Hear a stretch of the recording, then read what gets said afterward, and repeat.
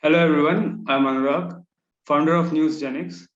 Today we will be discussing about ongoing Afghan crisis with Mursel Sabir, founder of Afghans Empowered, empowering the hearts and minds of Afghans. We welcome you, Mursel, at NEWS-GENIX Forum. Thank you. I'm really excited to be here. I really love you guys' platform, and it's honestly a pleasure to be able to talk to you today. Mursel, would you like to share about your organization and your journey with us? Yeah, of course. So as you heard, my name is Mursel, and I'm the founder of a community organization named Afghans Empowered. It was an organization that started up in early 2020. However, what's led to it has been a lifetime of experience and being able to kind of feel more comfortable with my identity. I'm Afghan American, but my parents were both born and raised in Kabul, Afghanistan. And so living outside of the homeland, I grew up with this desire to feel more connected with my heritage and my roots, which was something that, it seemed challenging at different parts in my life because of, wanting to conform as well as to being American and being in the public education system and having friends of all different backgrounds. I think it's made it a little bit more difficult for me to understand the Afghan aspect to my identity. We did grow up learning our language. I speak Dari, and the culture and the foods and just different parts of Afghan heritage. However, while I was in college, I wanted to continue building not only my relationship with myself as an individual, but with my community of Afghans here in the city that I live in. My sister and I sprung up an idea where we would build a digital network and where we could connect with Afghans from not only from our city, but from cities across the United States and further on in the international communities as well, with the idea that we wanted to provide a space that amplifies representation of Afghans in different fields, in different forms of their journeys in their lives, what their passions are, their successes, and to be able to inspire the future generation of Afghans to take part in their own communities and accomplish great things. Because as someone who grew up, again, in the American context, I feel like that was very lacking, and I didn't have representation that made me feel extremely motivated when it came to how I viewed myself and my community. And so that's how we started off. Now we have a growing team of over 15 individuals who are working with us. We are creating community partnerships with organizations in Athens, Greece, where we advocate for Afghan communities who are migrants and refugees. We are also working on creating grants and supporting the organizations who help migrants in Turkey, in various cities throughout Turkey, and making sure that their projects are sustainable and they can increase their capacity levels. And now we have some partnerships in Afghanistan with the likes of organizations like Learn Afghan and others, NGOs, where again, we wanted to be able to not only help them achieve just the means to increase their capacity for the projects that they set out, but also take their experiences and share their stories with our audience in the diaspora in order to, educate them on what's going on with Afghan communities worldwide. So that's exactly what we do. And it's been a really fun journey in the last year and a half since we've launched, and really happy to be a part of it. And it's really an incredible initiative, and I can see the growth day by day. So it's inspiring actually for us as well. So let's get into the conversation of today's agenda. So what's happening in Afghanistan? Where is the country going at the moment? Well, within our circle, it's much more apparent. And I will say that unfortunately in our international community, it doesn't feel like it's being talked as much. Unfortunately, Afghanistan, the situation is getting much worse. There was an increase of violence that had, for the most part, had gradually increased since 2011, when the Obama administration began its talks and considerations for withdrawing from countries like Afghanistan and Iraq. And it kind of came to full circle within the last administration, the Trump administration, who did set into motion talks with the Taliban about an exchange in which the US could begin to withdraw its troops.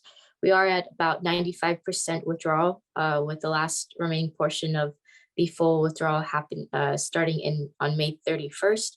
However, the violence has significantly increased, I would say from my observations, within the last couple of years, since these deals have been made with the US and the Taliban. The country right now is just in, for lack of better terms, there's turmoil. It is heightened levels of instability, large numbers of internal displacement, and there are concerns of that the humanitarian crisis, the aspect of humanitarian aid will be much more needed now, and because the conditions are getting much worse. We do see the Taliban advancing through different provinces, sort of having more control in these provinces. Many different areas of districts are contested right now. It's just a very difficult situation in the country. So how Afghan government is dealing with Taliban violence? The Afghan government is, dealing out with the military aspect. For the most part, our military is, alone. The U.S. has pledged that they would provide some aerial support, but the likelihood of a Western, type of Western force and any support in that manner is very slim, particularly because the U.S. and its allies are very adamant of just removing themselves from the situation, as they had been occupying Afghanistan and operating in the country for over 20 years. So for the most part, as people express it, the Afghan, National Defense Security Forces are being deployed throughout the country to combat the insurgency of Taliban reaching certain provinces and encroaching on districts in highly populated areas. For the most part, the major cities are under the control of the government and the pro-government forces, but that seems to be shifting on a daily. The Afghan government is using, just trying to use different methods to also, show support and unity within pro-government ideology, support for the forces against the Taliban. They're also, discussing and calling out what they perceive as foreign influence in the conflict right now. So there's a lot going on in the way that the government is handling it. Mostly it's militarily. There's attempts to increase morale of the people and of the forces. And I think that's very important when we speak upon journalism in different circles. You could see that there is a push and call for amplifying the successes of the security forces, their ability to recapture and defend, adamantly defend territory and communities and against the Taliban, and how that's something that we need a lot more of, rather than what is perceived as maybe strengthening the propaganda or the narrative, or sort of the fear of strength of the Taliban by sharing just the conflict in a way that's not reflective of the consistent updates that are going on. I mean, you have districts that are falling within a matter of days, but are recaptured within the next couple, days by the Afghan security forces, and that's not really being. And as I've noticed, it's not being reported so much, like on a very current and accurate basis about what's going on. So the government is really urging that the people, stay strong, and trust in the government's efforts to protect the country. So what's your take on Afghan-Pak relations? Afghan Pakistani relations, I mean, it goes really far back. We have to understand that, the certain people, not only in Afghanistan and within just regular society, but obviously within the governments, have claimed that they are two brothers. It's not so much perceived like that, even if they are close in ideology. Both are considered Islamic republics, but they come with a lot of differences and tension that has dated back to essentially the inception of Pakistan since in the late 1940s. 1948 is when tensions really rose. Not only was Afghanistan the only country who vetoed or opposed Pakistan's admittance to the United Nations as a sovereign country, there's just been a lot of warring and the usage of proxy groups across the lands on both sides, building tension for the next few decades and coming to present day. The reason why that's happening and why it had been like that historically is that when the British the British Empire was still in the territorial regions of modern day Pakistan and India, they had made a agreement of a strategic agreement based off the strategy of influence, the sphere of influence between then Afghan king and British representatives. And so that's where we have the Durand Line, which is a demarcation of strategic influence at the time when it was signed in 1893 between the two parties or the two nations.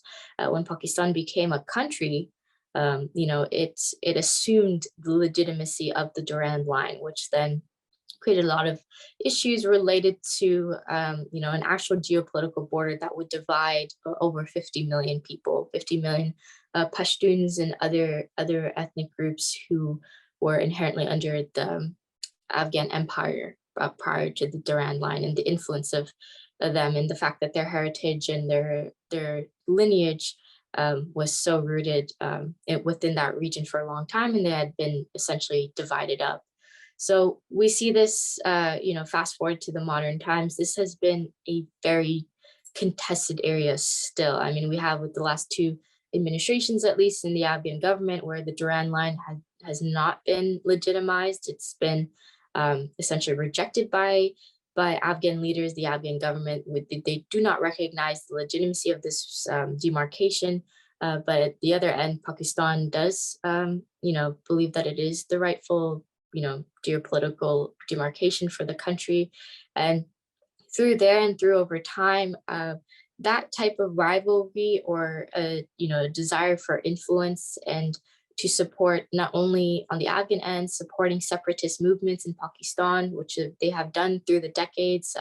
There are heightened tension in the 1960s leading to 1970s, but we also see the role that Pakistan has played in the last 40 years of being essentially the grounds for different movements and insurgency and militia groups arising who have then, gone over to Afghanistan and have fought against the Soviets when it came to the time of the Mujahideen, who were in Pakistan learning in the madrasas and then going over to Afghanistan. And we also see that, through the Civil War, Pakistan had essentially is known for its funding of different groups. Particularly it funded Gulbuddin Hekmatyar during the Civil War, had sided with him, had interest, the IS, and the foreign minister were interested in, seeing a very specific outcome in Afghanistan. And so that unfortunately is something that is going on today, that there are many Taliban and Taliban families who do live on what is geopolitically called Pakistan, in their territory right now, and who are using the Durand Line as a way to cross over the border and to, continue their insurgency, which we fortunately have seen the effects of today in Afghanistan.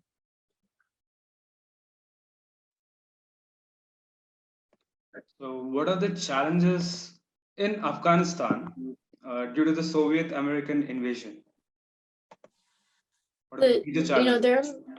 The challenges, during the war and since the war, it's the Soviet war has always been, considered as like the beginning of when we talk about the 40 years of instability. Since the Soviet invasion in 1979, they waged essentially about at least a decade's worth of a campaign of a war in Afghanistan. Since their arrival, the conflict itself, produced mass casualties. An estimated 1.8 million Afghan civilians were killed, over 7 million, and some people, within this time period, it kind of went up to about 10 million if you consider the Civil War. But in terms of the external displacement of the Afghan people, are in the range of over 8 million during the peak of the Soviet war, and falling into the Civil War, we do see that number increased to 10 million. The war itself and the method of the war itself, I mean, if you look at the history of it, it was a horrific campaign of conflict.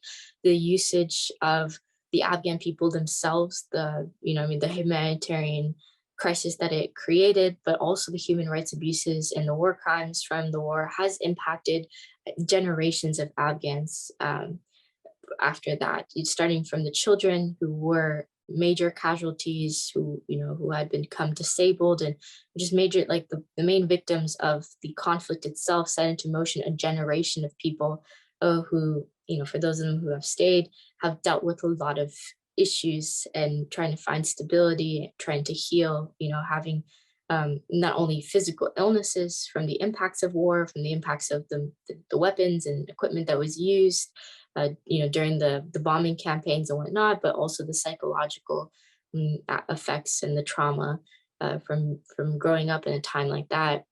The Soviet War, not only in itself was a terrible conflict for the people and the groups, it just set into motion a next set of generation of ethnic and internal rifts that have been supported by foreign governments. Like we had mentioned, the Mujahideen had been trained, and most of them had been residing in Pakistan as refugees. And most of the leadership that we know historically, these known warlords and Mujahideen had been residing at some point in Pakistan during the Soviet War.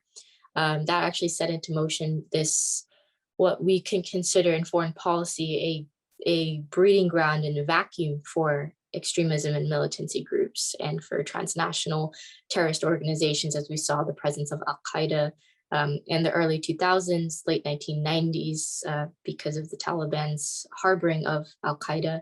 And now we see the IS, Khorasan, the other sort of network of ISIS and its presence, and there are other Daesh groups going on, and it's just the turmoil that has been created since the war itself, with the ultimate, I guess, defeat, as you'd say, as the Soviet Union collapsed and the USSR just completely pulled out, left the place like scorched earth, essentially left the country in a disarray, as it began to dissolve itself. And it's been something that we cannot consider on a historical aspect simply a separate incident and event. It's all interconnected, because many of the leaders, many of the people who are the interest groups still voicing their interests right now are people who had been around in the Soviet war. So we do still have former Mujahideen, we still have leftist ideology members in the government, and the Taliban, which was still created in the 80s and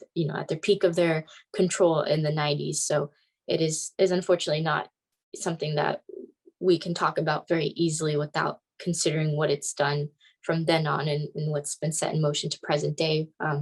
Russia has always been and continues to be an interested actor in the situation of Afghanistan, whether it was the US and NATO presence in Afghanistan, where we had reports of Russian arms and weapons being provided and financing and support for the Taliban as a way to destabilize American and NATO forces, because Russia is very against that sphere of influence and presence in that region of the world. And we see that pushback too for Russia's interests in Eastern Europe and the Crimea. I mean, the tactics that they employ to push against the Western allies, I mean, they will go through great lengths, and the Taliban was another strategy to that. And we also see right now the role that Russia is playing, where it's putting its own agenda out there, working with Tajikistan right now, doing military trainings at the border of Afghanistan.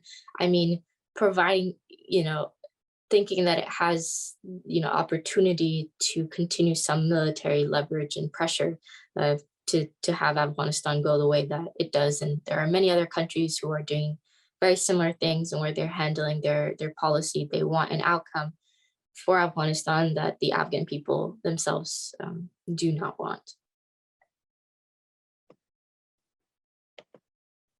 So how can we come up with some solutions to end Afghan crisis? I think there are maybe like a few solutions, and I hate to suggest them, and to say that they're coming from me per se. There's like, for example, of movements of grassroots organizations. This is internally in Afghanistan, who are created a plan for the roadmap for peace. If you're interested in checking it out, it's called the Grand National Movement of Afghanistan, and basically the idea behind this movement is to consider what the next 5-10 years of the country is going to look like. If we come to a ceasefire, what needs to happen in order to reconstruct the society, the bureaucracies, the government, the infrastructure of this nation, which has been ravaged for so long. And so, the solutions, the immediate solutions, could be, again, my consideration that the violence needs to end right away, and they need to be coming back to a negotiation table. The government, I feel like, has, an opportunity to unify more interest groups and to encourage, members of the Taliban, which is, they are called the Taliban, and we must consider the fact that they're not all a unified group itself. And this is something that I've heard from and learned from other scholars as well, is just that the Taliban units from region to region are, for a general ideology, are pretty much the same, but in terms of their leadership, they're very fragmented as well. And that actually enables a potential opportunity once violence subsides, which is the number one priority, is that, I personally believe they need to stop their violence, because there's no progress that's going to be made. If the Taliban leadership thinks that it could have military advantages as a leverage point in its Doha talks or its negotiations with the delegation representing the Republic of Afghanistan, it just doesn't seem like that's going to be the viable solution, because the Afghan government has been firm that violence will not lead to any concessions, any wins, or anything in favor of the Taliban. So the only thing that's happening is just unnecessary deaths, unnecessary casualties, and issues for the Afghan people. And so both sides believe that they're ideologically in the best interest of the Afghan people, then they need to come to the table and stop the violence. But on more of a longer solution is that once we do consider what a future of the country will look like, ideally, it's only going to be a republic in which people can decide their future. It will not be an emirate. And if, in that case, then rebuilding the society and, proposing what is considered the national reconciliation of the country, to unite and put the differences aside, and to put the fractionalization aside and the old rifts and all those things that have been going on, to rebuild the future of Afghanistan. And so the organization I just mentioned, shortened for GNMA, which you can check out, I find it very interesting because this organization has created a roadmap to peace. It has the support of 2 million Afghan nationals of all different backgrounds, tribal councils, civil society groups, women's groups, different political parties, who has a framework set out for, providing a long-term solution, rebuilding the economy, the telecommunications infrastructure, strengthening the borders, reestablishing a military force, police force, these different bureaucracies that